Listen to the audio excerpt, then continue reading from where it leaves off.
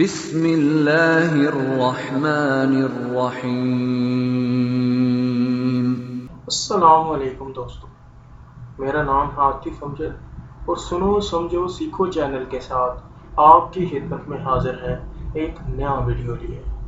دوستو، آج کا میرا ویڈیو ہے خواب میں زلزلہ دیکھنا۔ شروع کرتے ہیں آج کا ویڈیو۔ حضرت ابن سیرین رحمۃ اللہ علیہ نے فرمایا ہے، اگر دیکھے کہ زمین حرکت کرتی ہے، دلیل ہے کہ زمین حرکت کے مطابق اس ملک کے باشندوں کو بادشاہ سے رنج و ملامت پہنچے گی۔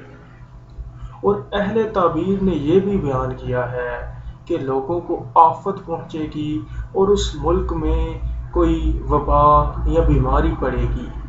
اور اگر دیکھے کہ زمین پھری اور زیر و بالا ہوئی، دلیل ہے کہ اس ملک میں بلا و فتنہ پڑیں گے۔ حضرت ابراہیم کرمانی رحمۃ اللہ علیہ نے فرمایا ہے، اگر دیکھے کہ زمین آہستہ ہلی ہے اور آدھی غرق ہو گئی ہے، دلیل ہے کہ اس ملک میں ایسا بادشاہ آئے گا جو اس ملک کو عذاب دے گا۔ اور حضرت جعفر صادق رحمۃ اللہ علیہ نے فرمایا ہے کہ خواب میں زلزلہ اور زمین کا غرق ہوتے دیکھنا بادشاہ کی طرف سے محنت و بلائے عظیم پر دلیل ہے۔